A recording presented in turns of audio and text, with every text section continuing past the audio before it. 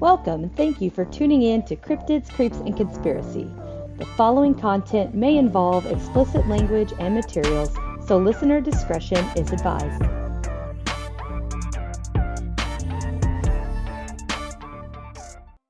All right, everybody, I am super duper excited because I have been waiting to do this topic. I mean, waiting. And I needed the right time and the right person, and son of a bitch, I got her.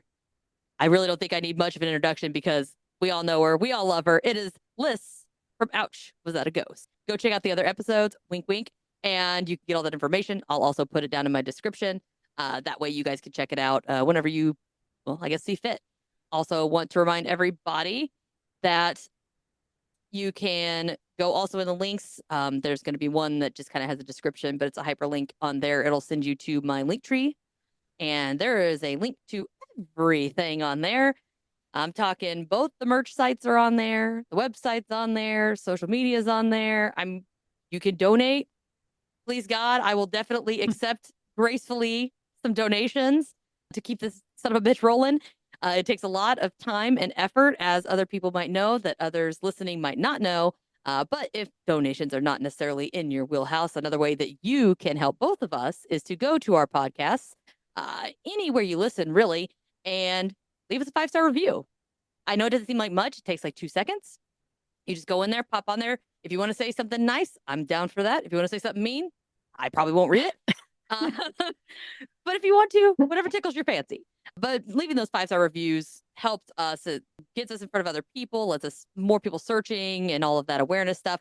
So if monetary donations is not your thing, please leave a review. I would appreciate it. You can also contact me on the website. There is a form, or at cryptidscreepsandconspiracy@gmail.com if you have any requests or comments or anything like that, or reach out on social media.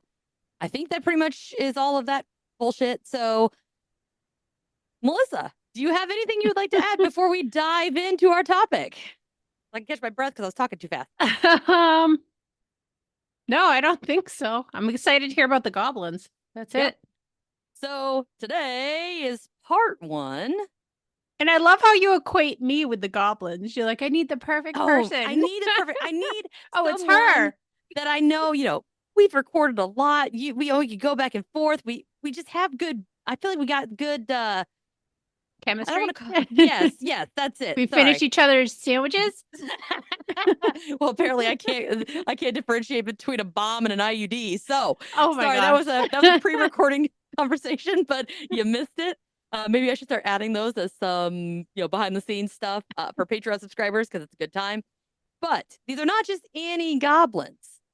These that we're focusing on, now we are going to kind of touch base on a wider range, but then we're going to kind of narrow it down, put our blinders on, and we're going to be focusing on the Zimbabwe goblins and the encounters surrounding them.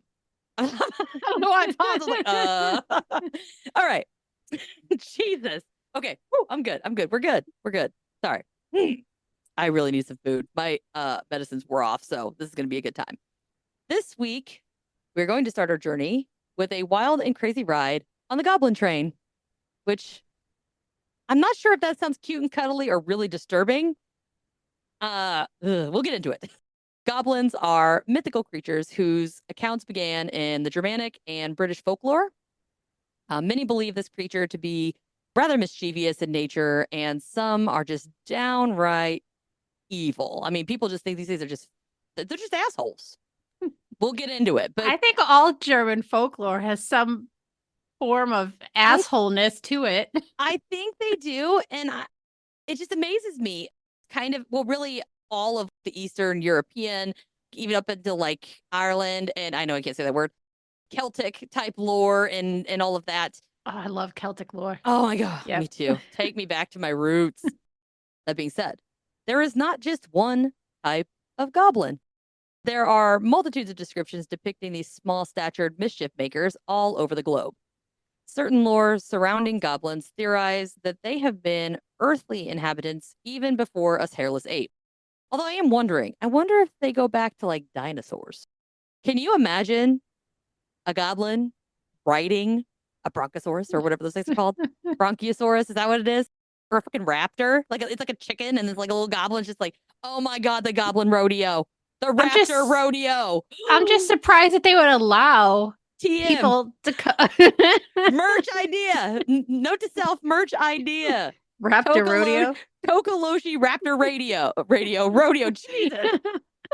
Either one. Anyway, you were saying? Sorry. No. My mind was just going like, if they predated dinosaurs, how would they just even accept them? Or would they just spend their whole life screwing with them? Oh, wait. We're soon going to get into how these things are created. And when that happens, we'll come back to that. Yes. Light bulb. Sorry. Pretend you guys didn't hear that. All right. So again, the ones we're focusing on in this series is what are actually referred to as Tokoloshe and not just a goblin. They also go by some other names like a tikoloshe or a hili, I think is how you pronounce that. Hili, something that's Hili. Tamagotchi? Oh my gosh. What is that the thing you used to have like in the 90s and you would like feed it? Oh my gosh. I actually it would die. A few months ago, I was actually trying to find one on Amazon because I wanted one. So listeners, my address is P.O. Box 152, Spencer, Indiana 47460. If you could send me one of those, like a retro one, much obliged, and I will gladly portray it on my wall of goodies here. Origins of these small but feisty creatures were found in Zulu mythology, and this little fella is known to be extremely quick on their feet, and one of their favorite go-to snacks is curdled milk. Ew. Ugh. Do you think it's the taste or the smell that entices them? Maybe it's the texture? The crunchiness? Curdled milk is crunchy?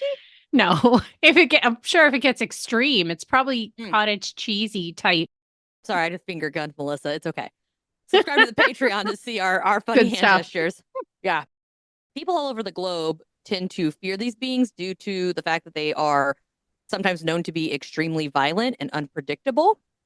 They're just kind of dicks, really. I mean, they're just assholes. They're generally identified as being short, having gray and weathered type skin, and exceptionally long and bony fingers. Describing my great-great-grandmother. I'd say that line again. I don't know what that screech was. There was a screech? Yeah. Oh, sorry. I think I have visitors. No, stop it.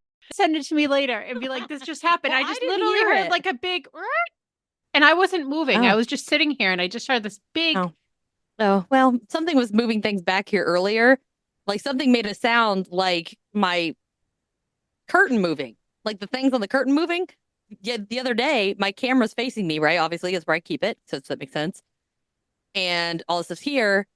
And when I came in the other day, my camera was shifted. It was in the same spot, but it had moved and it was pointing towards this corner where a lot of people say that like spooky stuff happens. And my curtain in that direction was messed up. So something was having a fucking blast in here. Okay.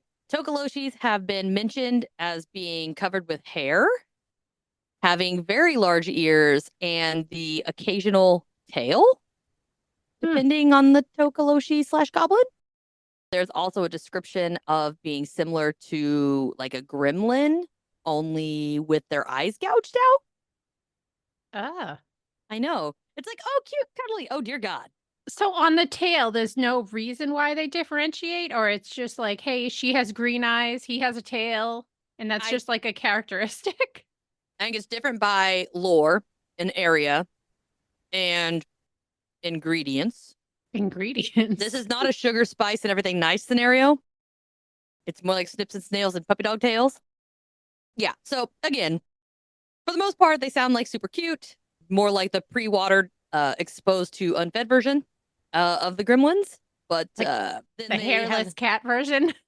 But they say the missing eyes are said to be the result of having their eyes burnt out by a witch doctor using a hot poker during the creation process. So it's actually part of the process, which is why their eyes look gouged out. It gets better.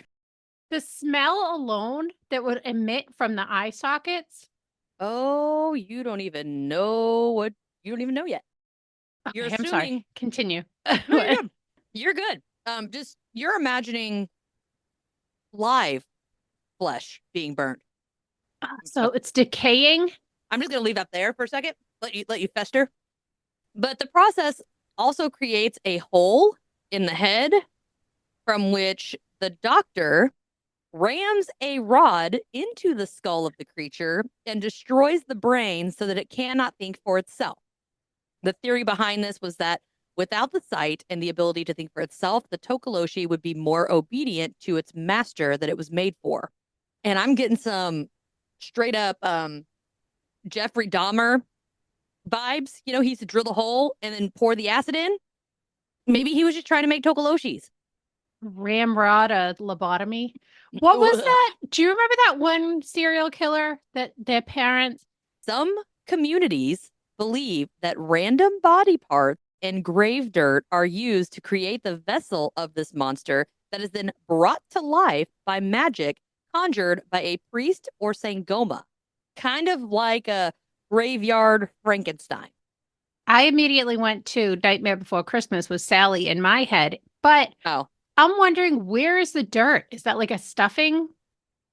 What I'm wondering is grave dirt.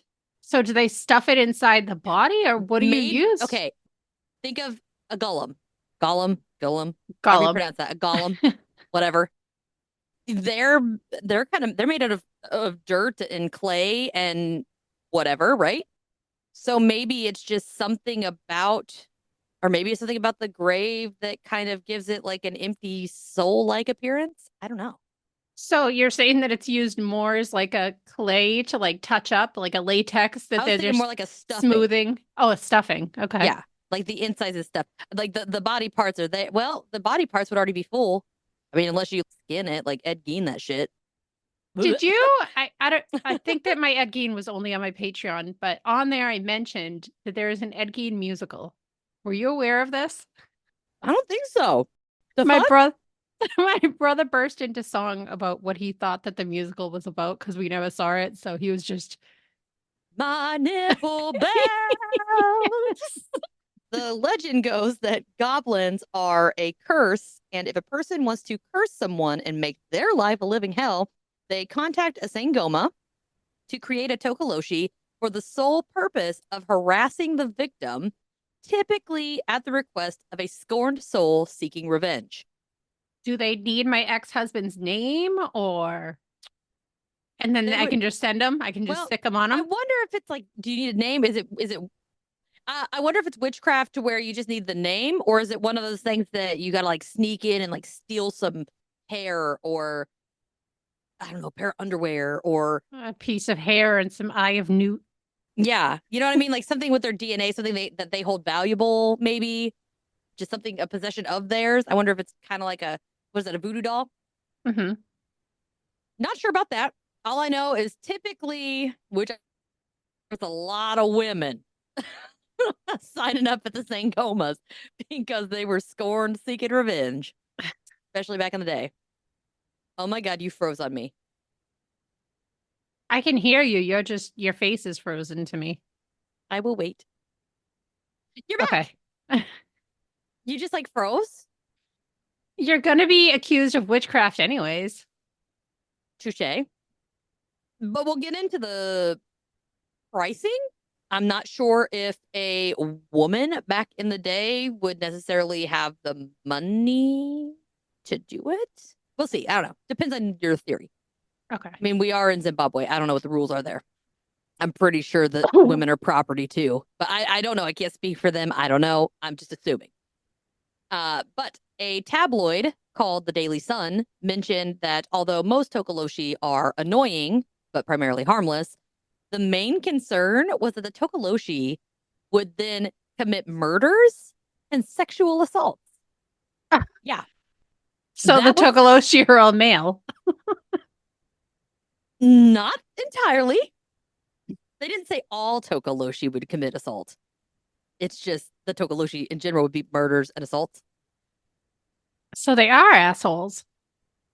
Yeah.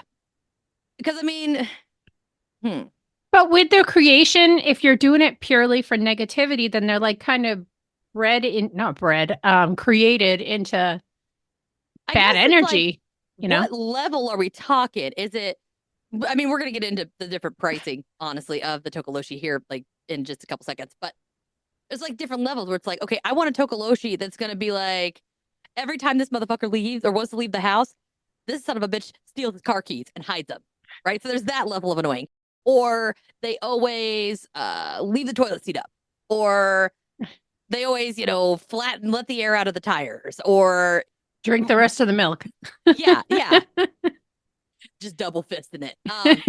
But well, it has to be curdled, right? It's got to be curdled milk. Maybe they can like heat it up or something and curdle it. But I guess it's just there's different types. But we'll get into that here in just a second.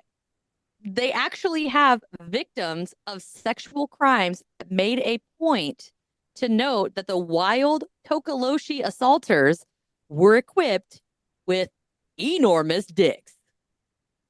Yeah, you heard that right. So I'm not sure if that's a detail that I would report.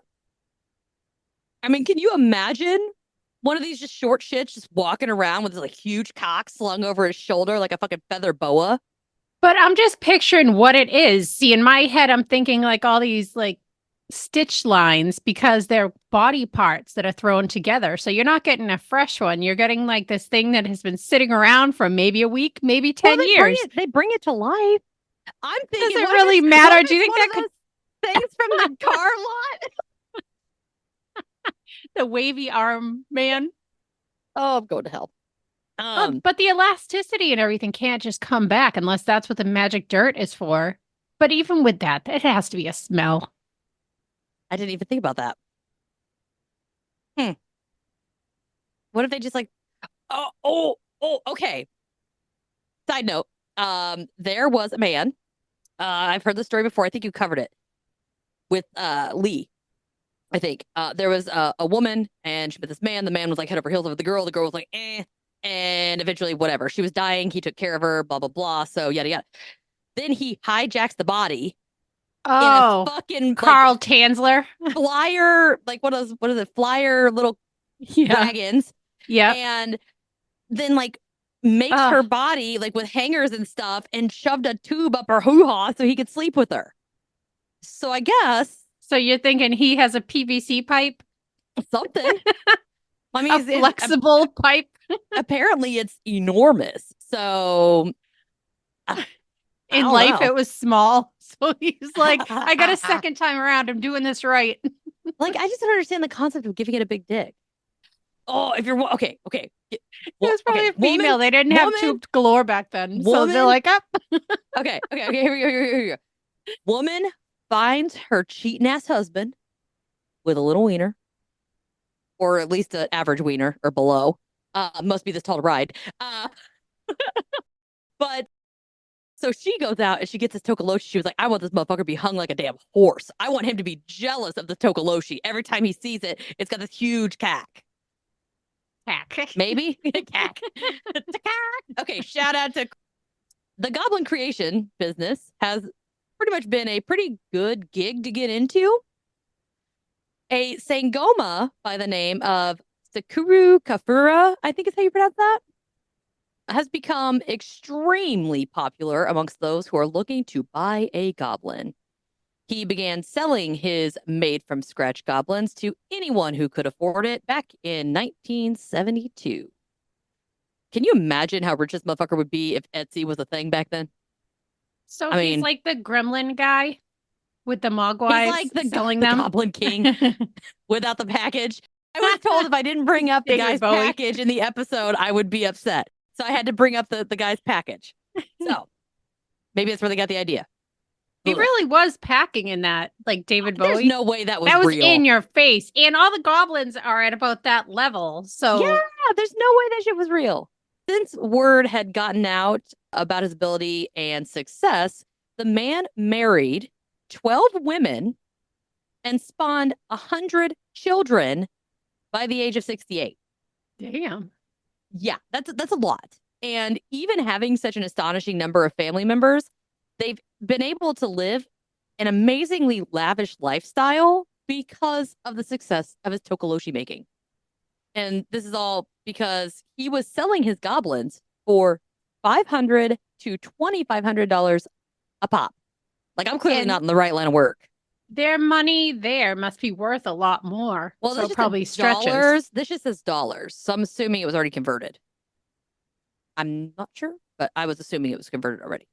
And how long did it take to make one? Did that say? Not sure if it tells me exactly how long. I would assume not very long. I think probably the hardest part is getting the right ingredients. Oh, they got an assembly line. They're like, can I use that arm? That would look better on this one. Yeah. Well, I wonder if the ingredients differ depending on the type, which is why the prices range so much. And back to the schlongs. Where are they getting those? Are they going through and just being like, oh, not big enough, put it back? Maybe it is like a golem and you just shape it the way you want it. Like a sandcastle. Ahoy. God, this is awful. Note to self, put a disclaimer at the beginning of this episode. If you haven't already, beware explicit content. 18 If you and don't over. know me, no. Yeah. If you haven't figured it out by this many episodes, please go back and listen again. But according to the lore, there's a lot more than just the money at stake. Because those who choose to use the Tokoloshe have to pay a price other than cash. And that is the price of one immortal soul. Of your choosing? The kicker? It has to be the soul of a loved one. And to make matters worse, you don't know when that soul is getting reaped or how. How do so many people agree to this then? To be fair, I could take the odds. Well, okay, for me, it's pretty low because I'm pretty much I'm a dick. I don't really love a lot of people, so my options might be kind of small. My immediately goes to my children, and that's why I'd be like, no. Yeah, but you never know. So I wrote some examples here. But you never know. Like, that's worth it. Do you have a largely endowed thing go after somebody? That's not a gamble I would be willing to take. What's it doing afterwards? So here's my examples. Great Aunt Gertrude could drop dead of a stroke 2 seconds after you get your Tokoloshe. Soul reaped, you're done. Hands clean. Even. Or Cousin Jim Bob could kick it after 30 years of a heart attack. There's your soul. I wonder, this is where it gets a little dark, guys. It's dark. I wonder if the souls have to already be in existence for them to be used as collateral. So let's say you, in 10 years, after a hot-headed, revenge-seeking person, decides to get Tokoloshe in their 20s, decides to have children. Can the Tokoloshe claim the soul of their firstborn? Seems to be a pretty powerful piece of magic, right? It's always the blood of your firstborn. Is that possible? I don't know. It doesn't specify. And there's no way to know when they claim it. They don't. Nope. They're not like, hey, it's done. Oh my gosh. What if somebody dies, of old age and they're like, oh, I paid my Tokoloshe, and they're like, bitch, no, you didn't. That wasn't my soul. That's exactly what I was going to ask. You just mentioned Great Aunt Gertrude. Like, if she passes, and you're like, all right, cool, I'm even. And then the next day they pull somebody. Yeah. And then they pull out this chalkboard and it says Reaper 1, Goblin 0. Not me, bitches. Ugh. But anyway, they say that the price variation on the Tokoloshe type is dependent on what type of power or abilities the buyer wants the Tokoloshe to have. Although it also does not say which powers are available or what. Don't know if I could even find that. But anyway, apparently, like I said, it's like level 1 Tokoloshe, level 2 Tokoloshe. I was thinking Disco Inferno, and it's not Disco Inferno. It's Dante's Inferno. And it's got all the layers of Tokoloshes. There is a go-to way to rid yourself of this hideous and mischievous monstrosity. And it is a purification or blessing ritual by the Sangoma priests or witch hunters. Another detailed deterrent is to place your bed on bricks. Like, we are in the fucking ghetto. I don't know. It literally says to take one brick, under each post of the bed, assuming you have a bed post. I had a mattress on the floor till I was 20. So I wonder if it's even on the floor and then you just put the 4 bricks under there. Does that still count? See, I don't know. Maybe. And I don't know, is it the brick material? Because bricks aren't very thick. So is it because it's too tall? But then if that's the case and you just have mattress on the floor and you're putting bricks under it, it's not still going to be tall enough. Yeah, it has to be something chemically or color related like, because it what doesn't sound about- like the height. Yeah, what about like cinder blocks? Like we'll go real ghetto. It would be pretty uncomfortable to have bricks under your bed, I would imagine. Well, if you're laying in the middle and they're just on the corners, it shouldn't really affect you. Well, and here's the other thing. Even if they cannot climb onto the bed and get you, that doesn't mean that they can't huck stuff at you from afar, like a catapult. Or they just wait for you to get up to go to the bathroom in the middle of the night. Motherfucker! And they're just like throwing shoes and shit at you. Yeah, you said they're assholes. Yeah. 2 birds, 1 stone. What did they say? There's more than one way to skin a cat. Other legends say that if a child is born with a disability, it is because the mother was impregnated by a goblin while she was asleep. Come on, that's not cool. Right? They have an explanation for everything for disabilities, right? It's an elf. It's a fairy. It's a whatever. A changeling. That's what I was looking for, was a changeling. I love changelings. Me too. I need to cover them. Wait, I Ditto. don't think I covered them yet. I don't think I covered them yet. I don't remember. Shit, I don't know. I'll go back and look. But anyway, so these particular goblins, which are the disability children's, they call them Vixwambo, is the term that they use. Vixwambo. Yeah, I don't really understand it. But that is pretty much like the gist of that. But now we're going to discuss some encounters that people have reported regarding some of these goblins in Zimbabwe. And we're going to start off with one that is just truly outrageous. All right. It's Wednesday, January 15th. I have no idea what the year was that it was initially reported. The publication was posted in 2021, but I'm not entirely certain that that's the year of the event or just the publication date. However, on this date, a family from, Bulawayo, I think. Sorry, my Zimbabwe's a little weak. Accompanied by a traditional healer, dropped off an old suitcase with what they claimed was a goblin inside at the... Oh, Jesus, here we go. So sorry, Zimbabwe people. I'm sorry, what was the name? Could you repeat that? I'll spell it. Okay. No, just one more pronunciation, then you can spell it. Please. Continue. Oh, there, yes. It's Tshabala. Police station. Sounds right. Yeah, that's close. Nailed it. Eventually, they all gathered around this makeshift prison, the suitcase, in appreciation and anticipation. So, they come in, they're like, hey, listen, fuckers, we got this goblin, and they just throw this old suitcase down. So everybody's curious, of course. Amongst the crowd was what they called, the traditional healer who came with the family and then stepped forward to unlock the old suitcase. I'm sorry. So the healer was already with the family. Correct. I'm assuming the person that is supposed to have power to stop this thing. I'm pretty sure he's probably the one that put it in the suitcase. So if he's the one that can stop it, why would he bring it to a police station? What do you think that they're going to do? No idea. Because, okay, just pretend you're the... I'll tell you what he's going to do. We're going to get to what he does. You're the captain on duty. They walk in the door with a suitcase with a goblin in it. What do you do? The fuck is this? I don't have a very good Zimbabwe accent. Get that sumbitch out of here. You can't, blindly shoot it. What do you do? You unleash it? Again, what do you do? It is a closed suitcase. So they have to take the word of this family saying, I have a Tokoloshe in my suitcase. That's such an asshole move from that supposed healer.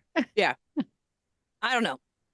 Maybe it was back in the day and they were like, fix or it didn't happen. So they're like, here's motherfucking goblin, bitch. Call me crazy now. They open the suitcase nice and slow. And the only thing in the suitcase is a bottle filled with blood. That's it. Just a little bottle. Doesn't say how big the bottle is. It just says a bottle filled with blood. So, See, I'd be calling the bomb squad at that point. anticlimactic until. So everybody, like we probably would nowadays, is gathered around. They're staring at this bottle, just utterly confused, when all of a sudden the bottle fucking explodes, flinging blood on the spectators and releasing the goblin into the air. And I'm picturing something like a spinning ballerina technique as the blood-covered monster gracefully spins into existence like some kind of black swan shit. You know, and it's got its arm up, you know, and it's like got, you know, this little spin move, you know, and blood's flying everywhere. So it's what I'm picturing. pirouetting, and then it Yeah. has glass and blood just like smacking you in the face as everyone's sitting around watching it. That's a terrifying scene. It's either that or a stripper jumping out of a cake. I really don't know. Either or. Take It starts lap dancing you. Like, what? Everybody was, you know, again, gathered around. And when the crowd witnessed the goblin bursting from the bloody bottle, there was instant and a disastrous development, obviously. Amidst the chaos, the people scattered like roaches, all the while screaming like lunatics, which one does when you have a monster explode out of a bottle. And there's a quote from an officer who was there at the scene. All right, you ready for this? Mm-hmm. It doesn't give us the officer's name. So Officer Bob says, quote, At the what station? shut up, Oliver. Oh, okay. Yeah. That Officer Bob. Got it. I think I've like got some kind of like war call or something. Oh, geez, I'm gonna have like some weird animal like knocking at my door. Are you in heat, lady? I'm here to help. Sorry, man. Must be this tall to ride. But anyway, there's actually we're not gonna get it. I'm gonna get tighter. Anyway, okay. All right. So he says, quote, no one told anyone it was time to run. 1 minute, the charge office was full. The next, it was empty. He then said, quote, I think some people went out through the windows because we could not all have fitted through the door. Fat cops and slim cops all ran for their lives screaming, end quote. Now that's when you know shit's getting real, when even the stereotypical fat ass donut loving coppers take off running. And they're like climbing out the windows. You probably have somebody pushing his ass to get him to fit. And I'm just picturing, what is it, that Benny Hill or whatever is like with the music, and they're all just like running around like psychos. That's what I'm picturing. They all just take off. So I'm like, well, you just left Swan Lake by itself in the middle of the floor. What the hell? It says people who witnessed the debacle described the creature as a snake with a dog head, but others claimed that it was more like a dog-looking creature with scales similar to a pangolin, which I did find out the Timix ground pangolin is actually native to Zimbabwe. So it is a legitimate animal in the area. I don't know how you would have crammed its ass in a fucking bottle and then exploded, but it is an animal. So what if it's just like it exploded? Say they put a bottle rocket in the bottle and it explodes, and it's just that this poor motherfucking pangolin is just walking through the police station, minding his own beeswax, and everybody just assumes he's the goblin. But you said they're sitting in blood. Can a pangolin sit in just liquid? No, but what I'm saying is so the bottle's full of blood, and say there's a bomb in there. So you were right, get the bomb squad. But there's really nothing. It's just a bomb in the blood. So they're trying to scare people. So the bomb explodes, everybody freaks out, but it's just a little pangolin who is just walking through the police station on his own. I don't know. Do they do that?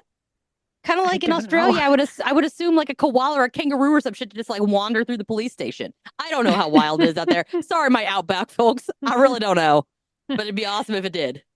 It gets better. So what I'm getting is, you know, we'll just go through and then we'll come back to the description in a second. The healer then managed to wrangle the goblin into an immobilized position where he then lit the son of a bitch on fire, burning it to death. Like, why couldn't you do that before if that was your plan? And here's the thing. What the hell kind of police station is this? Like, what the fuck? They torched the damn thing in the middle of the police station? Do they even have a fire department? Did they even have a bucket of water? Was there any plan? I mean, clearly he brought something to torch it with him, right? I mean, I don't think there's police that's just like, here's my torch. I don't know. But supposedly, after torching... No, I'm thinking, like, if you are going to torch him, wouldn't you have to put some kind of accelerant on him? Well, maybe the blood wasn't blood. Oh, that's true. Maybe. But I guess after torching the terrifying Tokoloshe, all was right in the world because no other information was provided. A snake with a dog head. The fuck is that? That's like some kind of low-grade Groot slang, which I will be covering in another episode. I love it. Google a picture. It's like a snake and an elephant mix. What? I've never heard of that. Oh, dude. Yeah, you don't want to get Groot slanged. I can't think of anything that would be misidentified as being a snake with a dog head. Or a dog with scales. Well, unless it's one of those hairless bastards. One of those Chinese cresteds or whatever. From that How to Lose a Guy in 10 Days. Oh my gosh. Hello. That is so funny. But yeah, I can't think of anything that, except I guess a pangolin. You ever seen Rango? I have not. With Johnny I know Depp? the movie. I just haven't seen it. I'm just picturing this pangolin as that old like armadillo that's in the movie. Okay. He's got a little hat and he's got like a mustache. And he's like real Western. I'm just wondering how the body supports that head, unless it's like a tiny dog head, but wouldn't that be like worse? What if it's like a snake? What if it's python with a chihuahua head? That would be kind of proportionate, right? An anaconda with like a Pomeranian head. I mean, Yeah. So, I mean, I still don't see how the hell that works, but was it moving? Maybe the Sangoma, traditional healer made some fucked up Jack in the Box to just fuck with the police.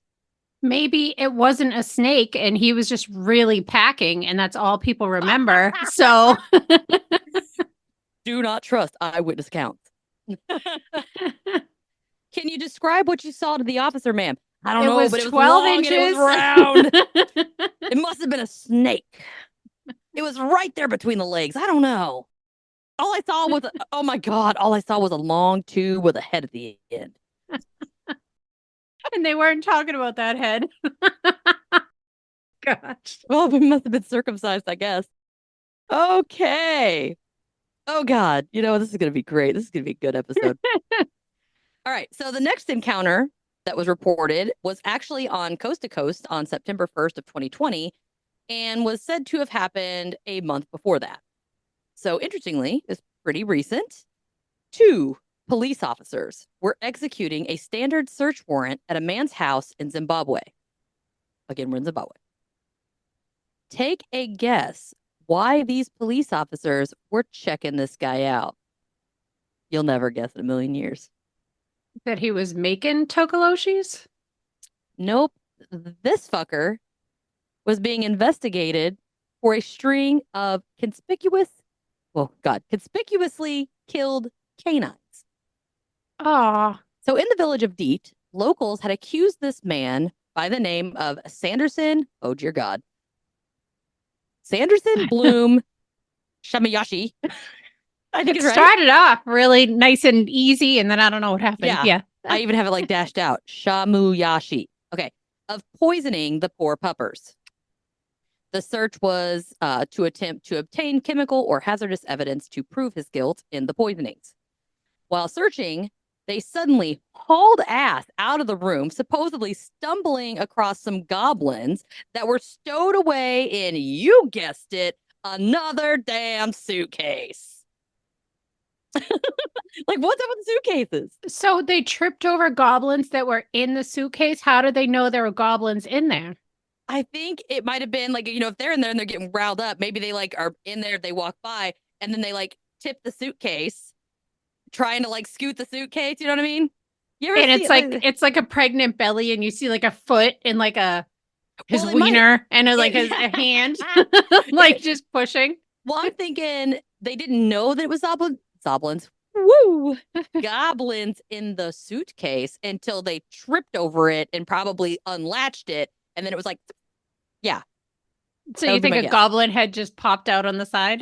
Well, think about it. So if you have two goblins, or at least two goblins, and they're smashing, I don't know how big the suitcase is, but they're in the suitcase.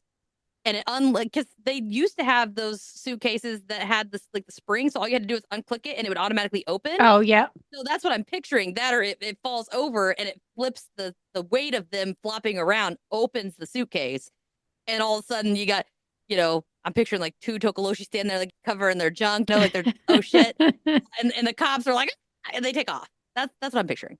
That's messed up. They couldn't even give them their own suitcase. Hey, maybe they like to hang out together. Maybe they're dirt brothers. Dirt brothers.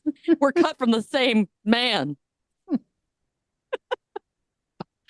What I'm wondering is the suitcase the equivalency to the Tokoloshe as a bottle or a lamp to a genie?